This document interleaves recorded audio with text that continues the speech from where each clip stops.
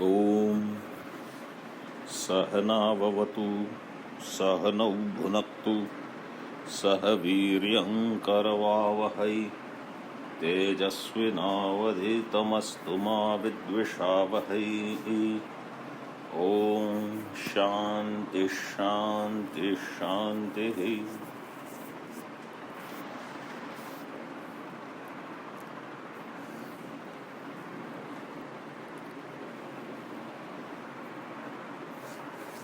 In Nanyat Anyat Prakaranam,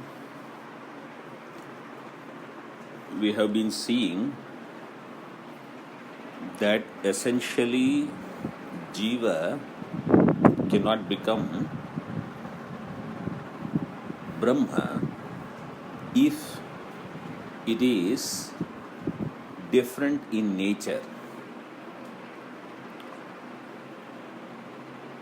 So if Jiva is primarily not Brahman by itself, then there is no way Jiva can attain Brahman or can claim that I am Brahman. Therefore, essentially Jiva has to be Brahman.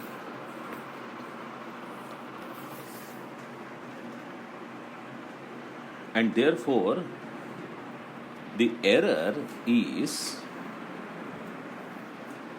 committed due to ignorance. Ignorance is not knowing who I am, agrahanam, and error is anyatha grahanam, erroneously taking myself to be something else, otherwise known as adhyasa or superimposition. So not knowing that I am infinite existence consciousness, the origin of this creation, I commit the error of taking myself to be a finite, limited Jiva identified with three bodies. And because of that, I entertain various objective desires and also spiritually I feel that by doing certain karmas and upasanas, one day I shall become Brahman.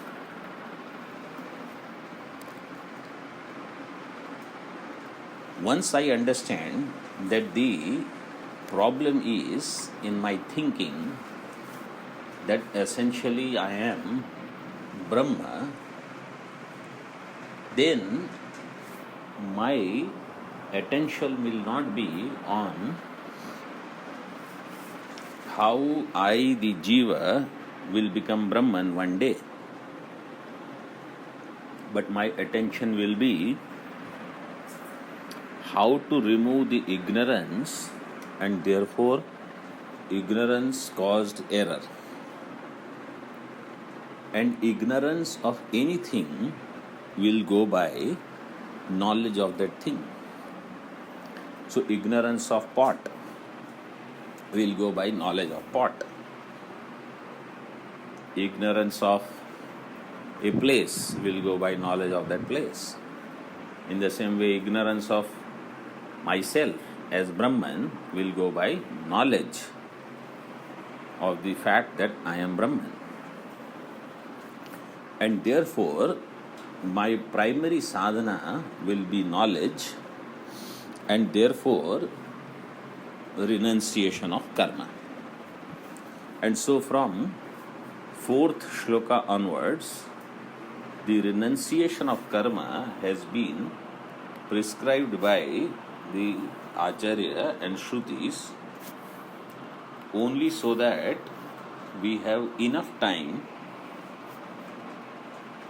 in our so-called busy life to gain the right knowledge and fulfill the purpose of our life. And also, I should understand that it is only through ignorance and the error that I have identified with these three bodies, and based on these three bodies I have jati, kula, gotra, varna, ashrama, abhimana. Jati, kula, gotra, varna, ashrama, abhimana, they all are based on the notion that I am this physical body. And based on these jati, kula, gotra, etc., I get the karma responsibility from Vedas. So if really I am beyond the physical body, then I don't have jati, kula, gotra, varna, ashrama, etc. And therefore, karmas related to them are also not needed to be performed. Sir, in this way, so Shastra tells that really speaking, I am a Sharira. And we saw those Chandogya quotations that as long as I understand myself as a Sharira, beyond the body, then I don't have karmas related to body either. And in other Upanishads and Bhagavad Gita, also this point is highlighted that I am beyond Sthula Sukshma Karana Sharira, and really speaking, I am Brahma, which is the substratum of the entire universe.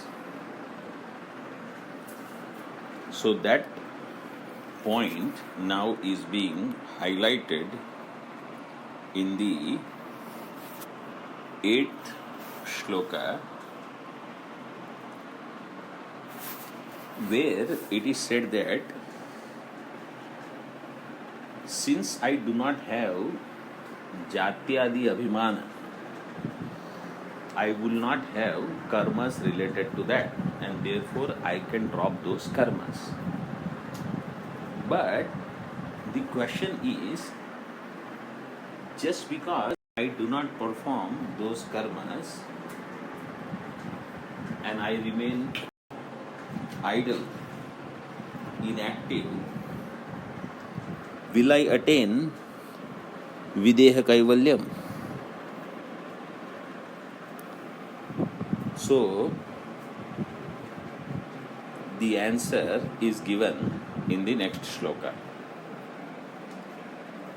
Jatyadin samparityajya nimittam karmanam buddha karma hetu viruddham yat swarupam shastratah smaret.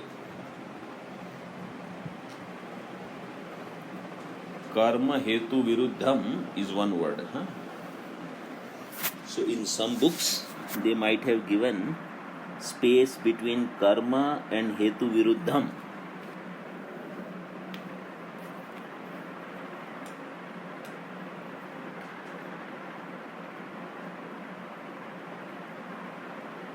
So we have to remove that and understand it is only one word.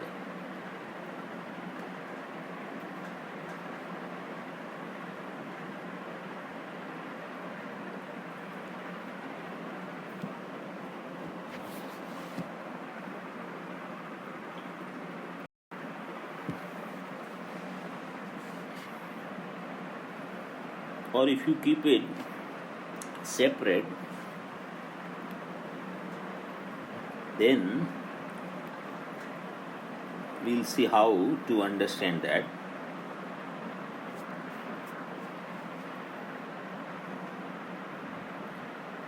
Buddha, a wise person, जात्यादीन कर्मणाम निमित्तम, a wise person who has understood that jati etc., jati, gotra, varna, ashrama etc., they are the nimitta of karma. Jatyadin, which are nimitta of karma, samparityajya, having given up totally, means taking a formal renunciation, as it was said in the previous shloka that renunciation of karma also is as per the scriptural injunctions, not just because I want to do it, therefore I do it, but I have to do it based on the scriptural teaching. So taking formal karma sannyasa, a wise person means the one who is a contemplative person, the one who has thought enough, like how we understand that my real problem is not going to get solved by performance of karma or upasana. My real problem is ignorance and ignorance based error. And therefore, this person who has understood this, what is otherwise known as Parikshalokan Karmachitan, Brahmano Nirvedam Ayat. So, Buddha here refers to a Brahmana who has done proper analysis of what the worlds can offer and what the world cannot offer.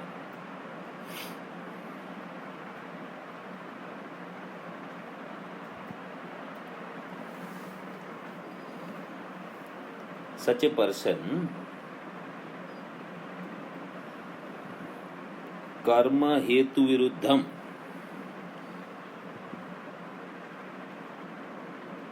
what he should do is he should think of that which is the opposite of the hetu, means the cause of karma.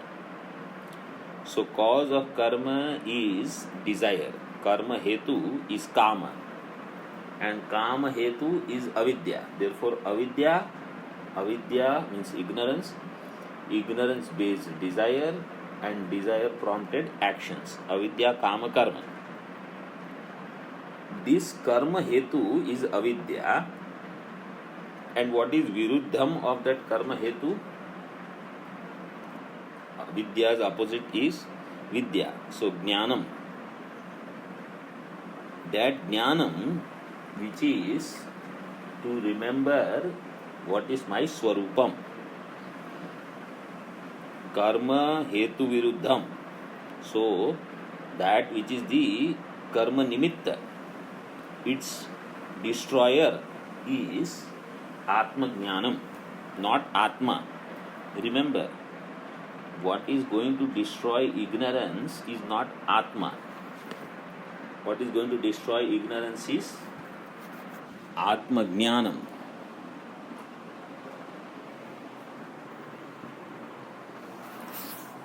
And that atma jnanam shastratah smaret. That atma jnanam, according to shastra, he should remember, he should dwell on, not by his own ideas of independent self-thinking and claiming that I am a spiritual seeker. That doesn't work on the path of spiritual enlightenment. The right way, as it is prescribed in that mantra which I just now quoted, परीक्ष लोकान कर्मचितान ब्राह्मणो निर्वेद माया. Through nirveda. And what is that? Na asti akrita kritena. Kritena akritaha. Kritena karmana. By the performance of action, akrita brahma cannot be attained. This he has understood. So nasti akrita kritena, and therefore tad vijnanartham sagurumeva abhigachet. He must go to a teacher.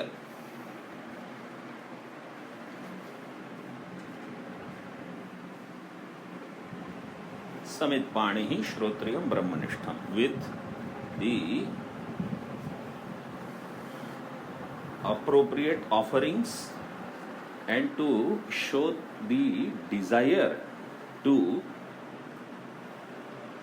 attain the truth, and for that he is totally committed with lot of vairagya.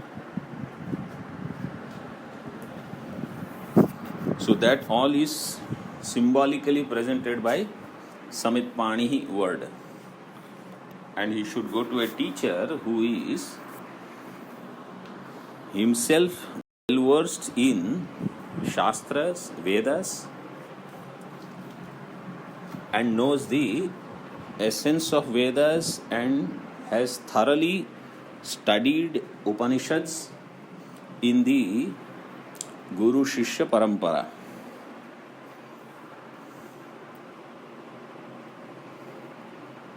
To such a master he should go.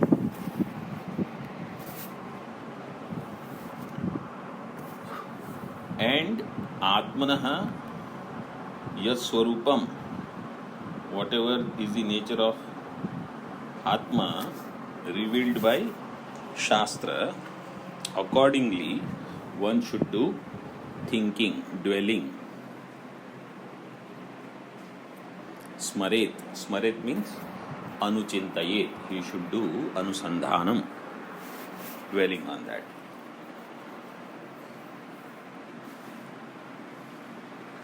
Now, an aside point, but very important. It is said Atma is Jnana Swarupa. Satyam Jnanam Anantam Brahma. So, Atma is of the nature of Jnanam. And we say that knowledge will remove ignorance. So, that knowledge which will remove ignorance, how it is different from Brahman? Because Brahma is also knowledge. And you say knowledge will remove ignorance. But then we say that knowledge is not Brahma. Why? So, the answer is this. Brahma is Jnanam, but it is Nitya Jnana Swarupa. If Nitya Jnana Swarupa Brahma would have removed ignorance, then that Brahma is essential nature of all. And it is all pervading. Therefore, ignorance would not have remained in the first place. If Nitya Jnana would be opposed to ignorance. So, Nitya Jnanam does not oppose ignorance. What opposes ignorance is Anitya Jnanam. Pay attention carefully. What opposes ignorance is not Nitya Jnanam. What opposes ignorance is Anitya Jnanam. So, Anitya Jnanam is that Jnanam which is produced in the form of Brahmakar Vritti, to remove ignorance of Brahma. Brahmakar Vritti has consciousness manifest in it in the form of Chidabhasa. So, ब्रह्माकार वृत्ति प्रतिफलित चैतन्य,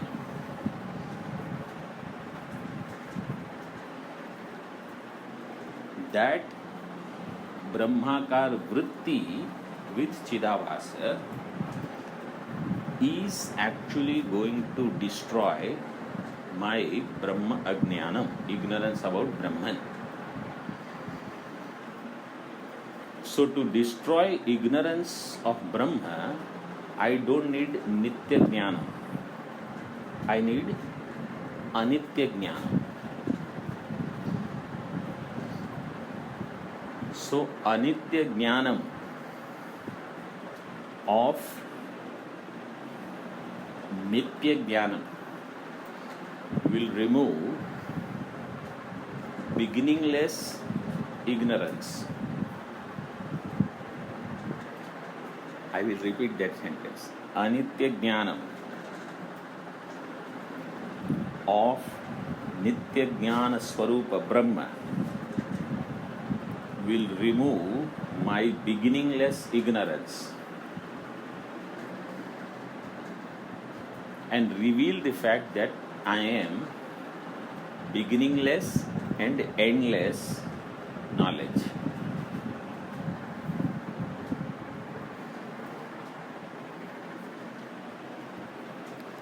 Thus, in order to remove ignorance, I have to gain knowledge. And I have to gain knowledge of the same subject about which I have ignorance. So first I have to understand that my ignorance is about Atma being Brahman. My ignorance is not only about Atma. My ignorance is of the fact that I, the Atma, am Brahman. Therefore, my effort should be to gain the knowledge that I, the Atma, am Brahman. By word Brahman, I should understand infinite. Infinite existence, consciousness, that I am. And since I am that infinite Brahma,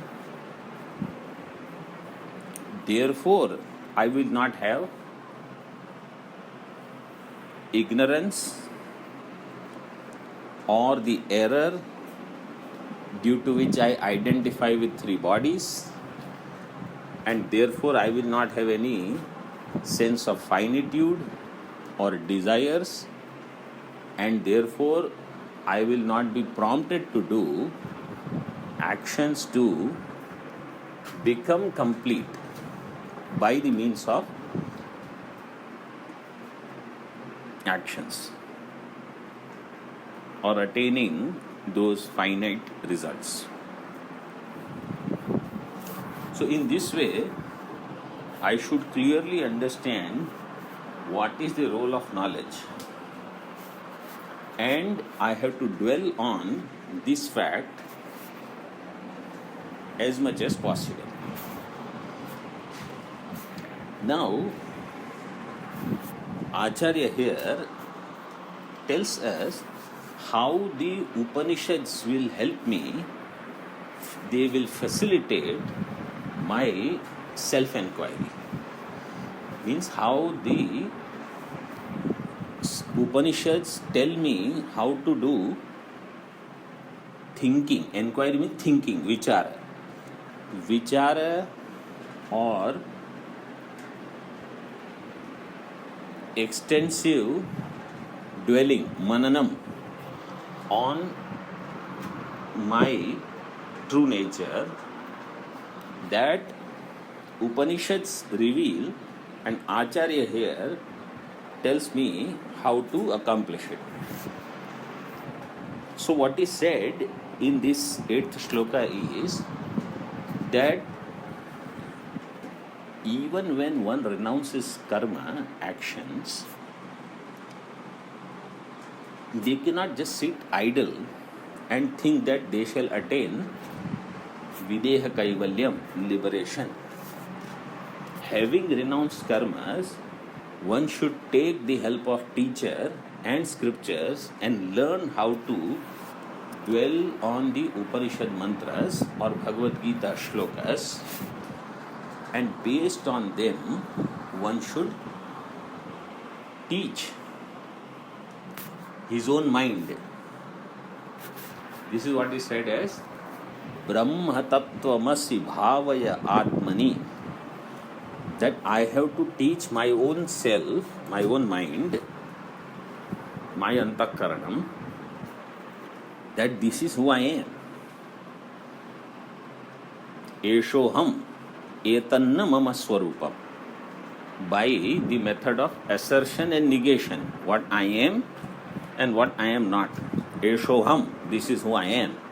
Etanna mama swarupam, this is not my nature. Iti prama satya vicharanangam, this kind of method will produce a right knowledge. This is the method of enquiry. So, in the next few shlokas now, Acharya is telling us how to conduct this enquiry. So, shloka 9 and 10, they are based on Ishavasya Upanishad for conducting the enquiry, and then shloka 11 is based on Bhagavad Gita. So then we will see in our following sessions. Om Purnamadaha Purnamidam Purnat Purnamudachyate Purnasya Purnamadaya Purnameva Vashishyate. Om Shanti Shanti Shanti.